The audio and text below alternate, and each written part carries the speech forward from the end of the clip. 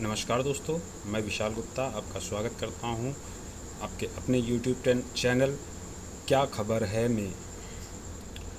दोस्तों, आपको जानकारी होगी यूनाइटेड नेशन का ह्यूमन डेवलपमेंट इंडेक्स 2021-22 की रिपोर्ट आ गई है।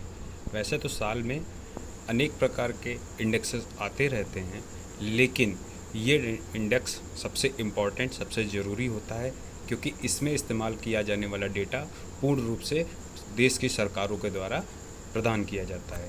इसलिए ये इंडेक्स बहुत ही ज़्यादा इम्पोर्टेंस रखता है। अब सबसे पहले जान लेते हैं ह्यूमन डेवलपमेंट इंडेक्स क्या होता है।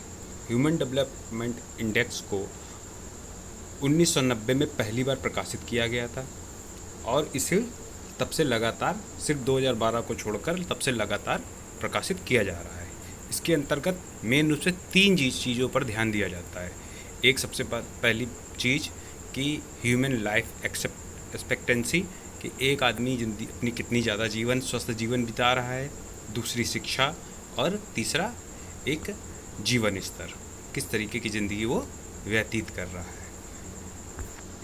इस इंडेक्स की सहायता से हम लोग किसी भी देश के अंदर के आर्थिक हालातों के बारे में एक छोटा, एक विस्तृत, एक बृहद जानकारी निकाल सकते हैं। United nation human development index 2021-22 के अनुसार भारत की रैंक एक पायदान गिर गई है। 8 सितंबर 2022 को जब इंडेक्स को जारी किया गया तो ये पाया गया कि भारत की जो सूची है, भारत की जो इंडेक्स में पिछली बार जो पायदान था उसमें गिरावट देखी गई। 2021-22 की रिपोर्ट के अनुसार मानव सूचकांक में मौजूदा गिरावट काफ़ी हद तक जीवन में जो पूरी दुनिया में लोगों के जीने की प्रत्याशा, यानी कि एवरेज लाइफ जो है वो कम हुई है, उसके कारण वो इसमें लोगों इंडेक्स में काफ़ी गिरावट आई है। क्योंकि कोविड की वजह से भारत में स्थिति कुछ ख़राब हो गई थी, जिस वजह से भारत की और सब जगह पर इतनी दिक्कत नहीं हुई है, शिक्षा के स्तर पर इतनी दिक्कत नहीं हुई है, ज़िंदगी की कितने साल जीता है इस पर भी कोई कमी नहीं हुई है, लेकिन जो हेल्थ का इंफ्रास्ट्रक्चर है उस पर दबाव के कारण यहाँ पर कुछ गिरावट देखी गई है। कोविड महामारी, यूक्रेन रूस का आक्रमण, जलवायु संकट, यानी कि इधर उधर मौसम का ख़राब हो जाना, जिस वजह से कहीं सूखा पड़ना, ज़रूरत से ज़्यादा बाढ़ आना, इस चीज़ों का भी असर अब की बार इंडेक्स में पड़ा है। पिछली बार भारत 130वें स्थान पर था, लेकिन अब की भारत की रैंकिंग जो है 132 है। ठीक है। टोटल इस इंडेक्स में 191 देश हैं और और आपको बता दें कि ये रिपोर्ट जो है 2021-22 की है, अर्थात इसमें आंकड़े जो है 2021 के लिए गए होंगे। ठीक है। उस दौरान भारत में और बल्कि दुनिया में कोविड महामारी भी फैली हुई थी, जिस वजह से इसके अलावा रोज़गार के अवसर भी उस समय कम थे, लोगों के व्यापार और व्यवसाय भी बंद हो गए थे, जिस वजह से इसमें गिरावट होना निश्चित है। अब देखिए, इस रैंकिंग में नंबर 1 पर है स्विट्ज़रलैंड का नंबर 1 पे होना ये दर्शाता है कि वहाँ पर लोगों का जीवन स्तर बहुत अच्छा है, लोगों की एज ज़्यादा अच्छी है, हेल्थ इंफ्रास्ट्रक्चर वहाँ बहुत मजबूत है और शिक्षा भी वहाँ पर ज़्यादा है।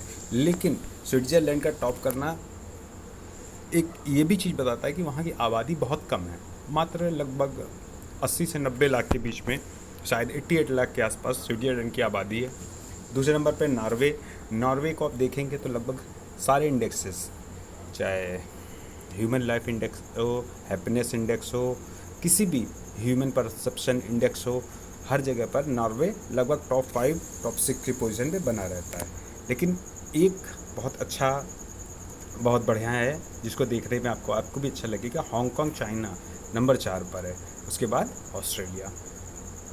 ये टॉप 5 हैं। ठीक है। इसके बाद देखते हैं हमारे पड़ोसी देशों में कौन कौन है। देखिए, मैंने बोला कि ये इंडेक्स 2021 के डाटे के अनुसार लिया गया है, और जिसकी वजह से श्रीलंका, जबकि वहाँ पर हालात इतने ख़राब हो रखे हैं, फिर भी भारत से ऊंचे, यानी कि 73 पायदान पर है। जबकि अभी करंट सिचुएशन में देखेंगे तो श्रीलंका की हालत बहुत ख़राब हो रखी है। दूसरे नंबर में चाइना 79 पे है, इसमें लगभग ज़्यादा गिरावट नहीं हो रही है, इसने अपनी पोजीशन बना रखी है। भूटान बहुत छोटी आबादी का देश, हमारा पड़ोसी देश, 127 नंबर।